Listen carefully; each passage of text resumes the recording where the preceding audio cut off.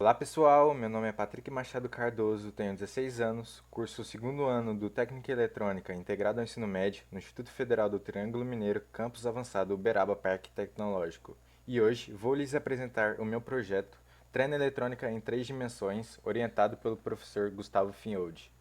Para darmos introdução no meu projeto, vamos entender o que é um acelerômetro. Um acelerômetro nada mais é que um dispositivo eletromecânico capaz de medir a aceleração sobre objetos. Em termos físicos, a aceleração é a variação da velocidade no tempo, e por sua vez, a velocidade é a variação de deslocamento espacial no tempo. Portanto, acelerômetros são capazes de oferecer informações que, se matematicamente bem trabalhadas, são capazes de dizer muito sobre o movimento de um objeto no espaço, e por esta razão os acelerômetros são largamente utilizados em robótica. Funcionamento. Um acelerômetro funciona com o princípio do efeito piezoelétrico, que é a capacidade de alguns cristais gerarem tensão elétrica por resposta a uma pressão mecânica. Vamos imaginar uma caixa com uma bola pequena dentro dela. As paredes dessa caixa são feitas com cristais piezoelétricos. E sempre que você inclina a caixa, a bola é forçada a se mover na direção da inclinação, certo? Devido à gravidade.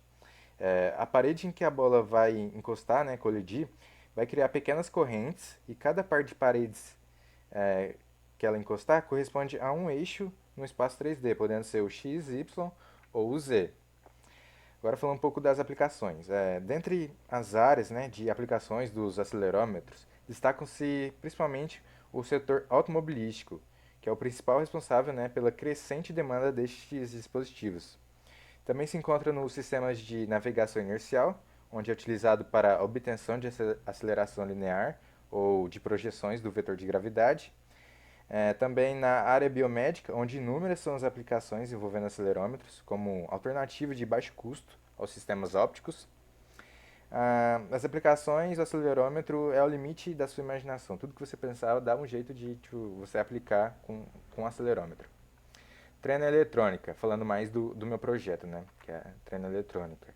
É, Foi visto que realizar medições utilizando uma trena convencional pode não ser uma tarefa fácil, visto que em muitos casos é necessária a ajuda de uma outra pessoa para manter a trena no lugar a ser medido, ou o uso de outros equipamentos como escada.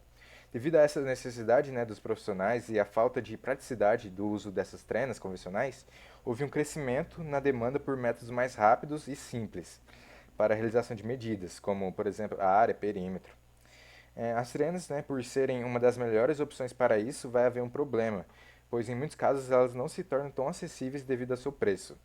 Então, para realizarmos esse trabalho, pensamos em diversas opções de sensores e, depois de muita procura e pesquisa, tivemos como escolha a utilização de acelerômetros, por terem um baixo custo e uma excelente precisão. Material e métodos. Então, acabou que o acelerômetro que escolhemos foi o MPU 650. Ele é um sensor de 6 eixos, o que significa que ele fornece 6 valores como saída. 3 valores do acelerômetro, x, y, z, e 3 do giroscópio. Tanto o acelerômetro como o giroscópio são incorporados dentro dele em um único chip que utiliza o protocolo I2C para se comunicar com o controlador, que no nosso caso é o Arduino. Conversor de nível lógico. Quando eu comprei o MPU 650, cheguei a usar ele ligado diretamente com o Arduino Uno. Para quem não conhece, né, o Arduino Uno, explicando de forma bem simples, é, é uma, ele é uma placa que possui funcionamento semelhante ao de um pequeno computador, no qual pode-se programar no seu software a maneira como suas entradas e saídas devem se comportar em meio aos diversos componentes externos. É, Entretanto, né, devido à falta de atenção e de informação, não sabia que os pinos do MPU 650 eles eram sensíveis aos 5 volts. Mesmo que ele no desenho, na figura 5, está falando que é de 3 a 5 volts, mas eu aconselho vocês não ligarem diretamente 5 volts ali.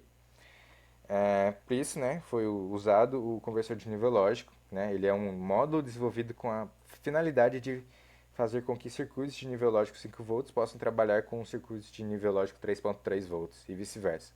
Além disso tudo, foram utilizados na montagem de uma protoboard para interligação dos componentes, fios de amperes macho-macho e cabo do Arduino para conexão com o PC para desenvolver a programação. Regra dos trapézios.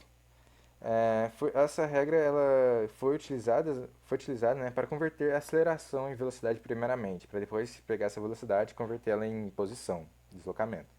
Esse método, né, foi escolhido pelo fato de retornar valores satisfatórios e mais diretos e por ser mais fácil de implementar do que outros métodos, pelo menos na teoria, porque na prática foi bastante complicado. Para entendê-la, vamos imaginar uma função como sendo uma função de aceleração pelo tempo e no meio dela dois pontos consecutivos, né? Como na figura 8.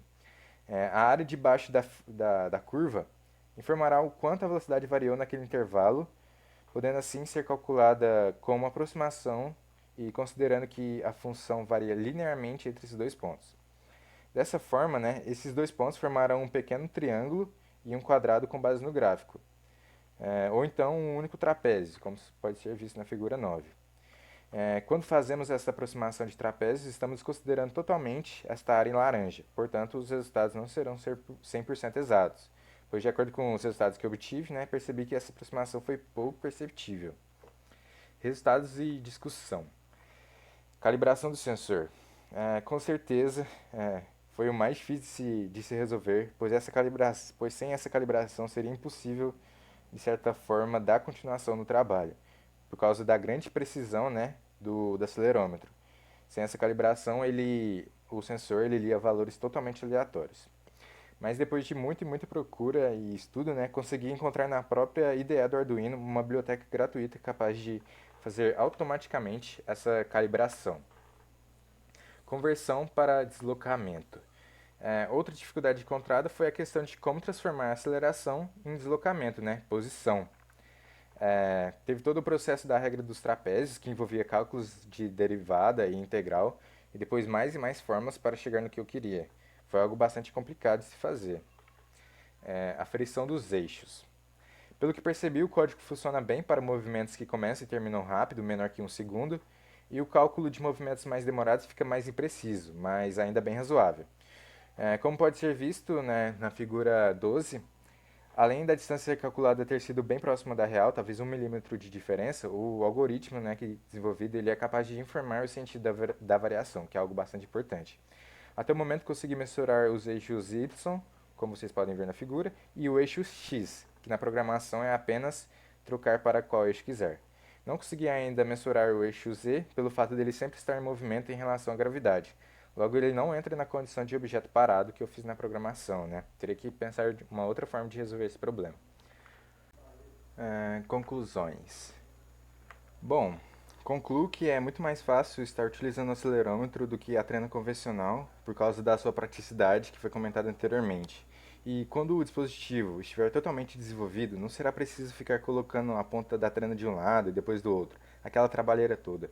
O próprio dispositivo vai conseguir medir os valores de x, y e z. No atual momento, como eu falei também anteriormente, eu consegui desenvolver as medições apenas nos eixos x e y, e concluo que medições com o dispositivo com tempos e distâncias mais curtas, a precisão, né, das mensurações, que é os valores lidos pelo dispositivo, podem ser comparados com muito bem com o que condiz na realidade. Teve, né, um grande ganho de conhecimento teórico e prático nessa realização desse trabalho e, por consequência, o aperfeiçoamento do entendimento sobre acelerômetro e eletrônica. Objetivos futuros. Uma das principais vantagens dessa trena para projetos futuros seria aplicá-la em autômatos. Assim, nós conseguiríamos ter um histórico de movimentação do veículo em tempo real, podendo trabalhar com análises da trajetória do robô, de robôs, né, propiciando determinar o destino do robô com base em mapas ou coisas do gênero, e também calcular ou estimar quanta energia o mesmo consumiu para se deslocar, possibilitando-se assim ter uma estimativa de autonomia do autômato, podendo ser, por exemplo, um autômato de resgate de vítimas. Aqui temos o circuito montado na figura 11. Aqui temos as referências utilizadas. E por fim, gostaria de agradecer à minha família pelo apoio, gostaria de agradecer também ao professor Gustavo Finholdi e ao Instituto Federal em geral pela oportunidade de estar desenvolvendo esse trabalho. Aqui estão os nossos contatos. Espero que vocês tenham gostado da apresentação. Muito obrigado e até mais.